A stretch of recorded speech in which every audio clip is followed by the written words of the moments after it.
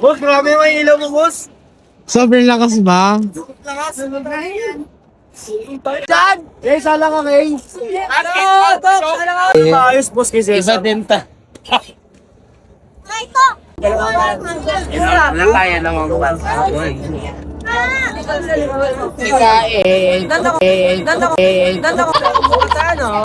Alam ko, kilala.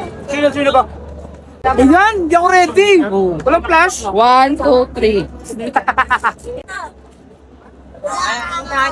Kahit ako may binigyan sila. Uwas eh. Sarap. Rapsa, syempre libre na, di pa ba masarap? Nagkatotoo nga yung sinabi ni Eric pupunta si Doc. Oo nga, no? Oo nga, sabi nga niya. So mag-interview tayo ngayon kasi may tatapos lang sumalang si Eric. Eric, ano masasabi mo sa translasyon ngayon 2026? Masaya tsaka mahirap. Mixed emotion, kumbaga mixed emotion. Bakit? Una, kesa ng Quiapo masaya. Tapos pangalawa, mahirap. Kasi masasaktan ka, ganun. Bakit ka masasaktan? Siyempre, maipit yung paa ko, Dok. Ano ipot yung Kahit tabi ako, kahit ako. Ako, yung lubid, oh. Isa natanggal. Ano to? Ano yan? Sa lubid ko. Sa lubid? Opo. Nakita na. Ito yung sa lubid, no? Yes, Dok. So yun ako, di ko na kaya mag-ganyan. Nag-try ako ng ganyan pero di ko talaga kaya. So mga ka-toots, thank you so much sa Thank you, mga katuts. shoutout. Shoutout Daily Tones, tsaka mga tropa ko sa likod. Tsaka sa harap. Shoutout kay Gob. Gob Ventures. Baka may gulahan kayo kung sino si Doc Noy. Thank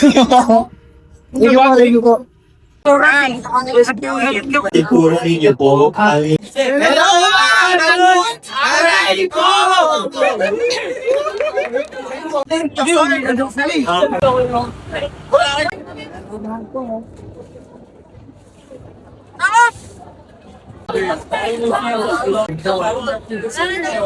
Yan na wait lang.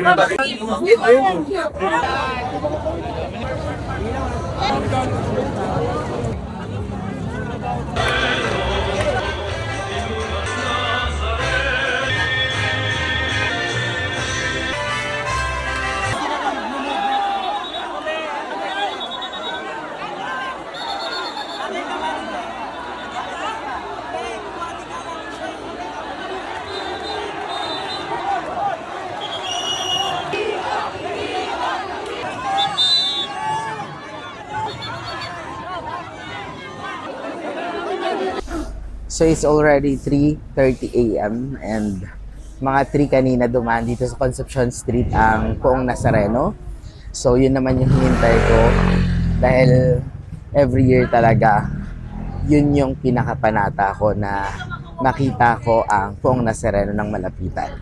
Although talagang grabe ang siksikan, yung takot pero laban talaga. And kailangan nang umuwi kasi may pasok pa tomorrow. Santa Mesa ang duty ko at Taguig and may wedding pa akong attendance. So, yun lang mga toots. Thank you and don't forget to smile.